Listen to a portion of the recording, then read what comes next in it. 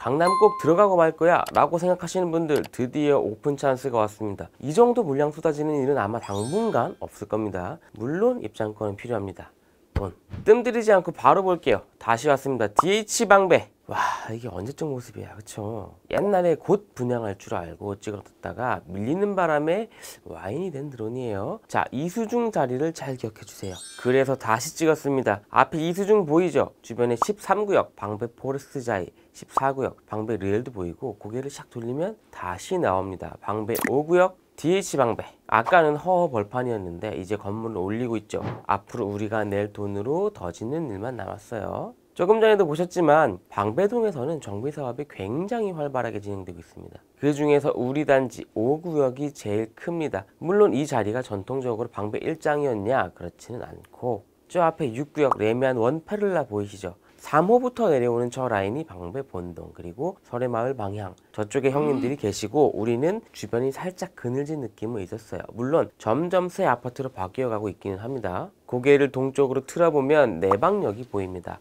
물어보실까봐 말씀드리면 중간에 가려둔 건 대법원 건물입니다. 드론 화면에선 가려야 한 데서 가렸어요. 그 뒤로 뾰족하게 솟은 건물이 테헤란로에 있는 강남 파이낸스 센터. 원래는 저기 가려면 삥 돌아서 가야 되는데 이제는 서리풀 터널이 뚫려서 질러갈 수 있죠. 이 동네가 원래는 무시무시한 동네여서 지나갈 수 없었습니다. 반대편으로도 볼까요? 단지 뒤편으로 사당역이랑 이수역이 있는데 이 구도가 굉장히 중요합니다. DH방배가 어느 정도 영사지에 걸쳐 있는지 잘 보이거든요. 단지의 남쪽, 이수중 쪽으로 갈수록 점점 언덕이 높아지는 구조입니다. 화면으로 보시는 것보다 고도차가 있어요. 그리고 주변에 빌라들이 얼마나 많은지도 잘 보이죠. 방배동이 전반적으로 이런 컨디션이고 5구역 또한 빌라들을 정비하는 단독주택 재건축 사업입니다. 지금은 없어진 제도이긴 한데 재개발이 아니라 재건축이에요. 기반시설들은 이미 충분하다는 의미입니다. 이렇게 낮은 빌라들을 아파트로 재건축하니까 가구수를 어마어마하게 늘릴 수 있겠죠. 그래서 우리는 체급이 3천 가구급이에요. 근데 규모 대비 아쉬운 건 초품화가 아니라서 아이들이 길 건너 방배초로 다녀야 한다는 점이지만요. 저처럼 강하게 키우면 됩니다. 입주자 모집공고가 나오려면 며칠 남았기 때문에 아직 오피셜 CG가 뜨진 않았는데, 옛날에 현대건설이 수주할 때 영상을 좀 보죠. 광고하는 게 아니라 박제하는 겁니다. 자, 이렇게 생겼습니다. 말씀드린 대로 단지가 되게 크죠. 3천 가구 정도 되다 보니까 남북 2개 단지로 분리되어 있습니다. 요즘 강남에서는 스카이브리지가 보편적이다 보니까 살짝 심심한 느낌도 있긴 하지만 끝까지 보세요. 일단 스카이 라운지 놔드렸고요. 물론 주변에 볼만한 게 뭐가 있는지는 잘 모르겠지만, 그리고 단지가 큰데 경사까지 있다 그랬잖아요. 그래서 무빙워크, 에스컬레이터를 둡니다. 조경도 어디 가서 꿀리지 않을 거예요. 그리고 커뮤니티 시설 잘 되어 있는 단지에도 이거 흔치 않은데 볼링장을 드립니다. 남녀노소 같이 운동하기에는 볼링이 최고죠. 수영장도 50m 8레인짜리 기부 체납하고요. 피트니스 센터 옆으로 잘 보면 트랙이 있어요. 인도어 트랙이라고 실내에서 조깅하는 곳입니다. 실내 체육관에는 암벽 등반장이 딸려 있고요. 올림픽 나가도 되겠는데? 사실 진짜 사기급 스펙은 개인적으로는 주차장이라고 봐요. 우선 단지 전체가 경사 없이 지하에서 일자로 쭉 이어지는 구조, 그리고 주차장은 전부 광폭. 일반이 2.3m인데 DH방배는 전부 2.5로 넣는다는 거예요. 이렇게 가구당 1.77대. 자, 집 안으로 들어오면 천장도 2.5m까지 올립니다. 우물천장 포함하면 2.6m가 되는 건데 보통은 높아야 2.4 정도거든요. 10cm만 높아져도 개방감은 몇 배로 커집니다. 물론 우리가 지금 본 건 어디까지나 여기서 맨 왼쪽 단계입니다. 공구가 뜬 다음에 어디가 너프됐는지 비교해보세요.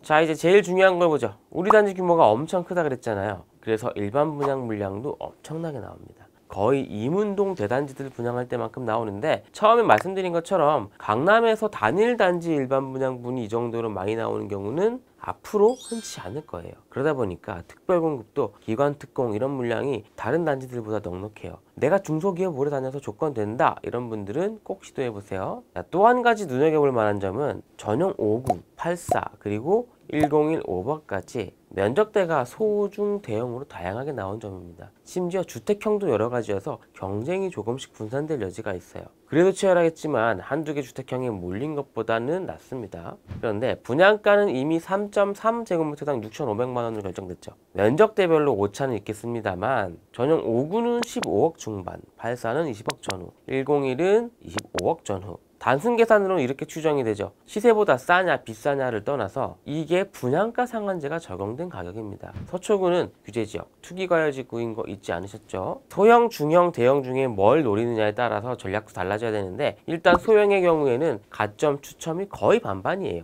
저도 당첨될까요? 묻지 말고 그냥 넣어보세요. 근데 면적대가 커질수록 가점의 비율이 높아집니다. 대형의 경우에는 사실상 돈 많은 무주택 형님들이 가져가시는 거예요. 그럼 어느 정도 가점이어야 하냐? 제가 청약 전수조사 영상에서 말씀드리긴 했는데 지코노미 주민센터로 오시면 2019년 이후 전국의 모든 청약을 집계한 엑셀을 다운로드 할 수 있습니다. 받아서 필터로 강남 지역만 선택해보시면 경쟁률부터 커트라인까지 다 나와요. 이걸 무료로 배포합니다. 물론 돈을 주신다고 안 받진 않습니다. 거듭 말씀드리지만 오늘 영상은 입주자 모집 공고가 나기 전에 제작했습니다. 그래서 제가 설명한 내용이랑 실제 공고 내용이 이렇게 살짝 다를 수도 있어요. 조금만 더 기다리면 알 수 있게 되겠죠. 배치도는 동서남북에 맞춰서 그림을 돌려봐야 되는데 아까 본 것처럼 단지가 두 개로 나눠져 있죠. 전용 5구 소형 면적대가 앞쪽으로 대로변으로 배치되는데 이게 또 역과 가까운 장점이 될 수 있어요. 그리고 뒷동으로 오면 전용 8사가 좌우 경계를 담당합니다. 대형 면적대가 제일 조용한 안쪽으로 들어가고요.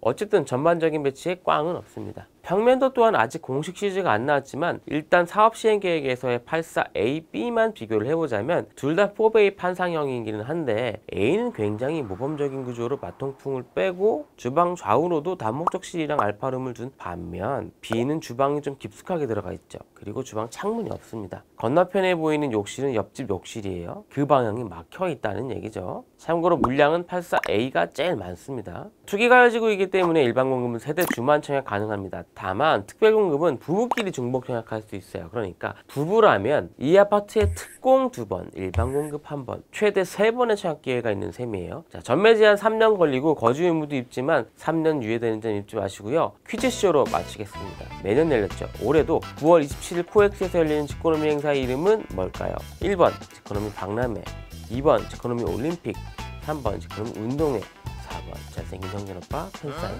자, 고정 댓글에 있는 링크 눌러서 참여해주세요. 정답을 맞힌 분들한테는 추첨을 통해서 선물을 보내드리겠습니다.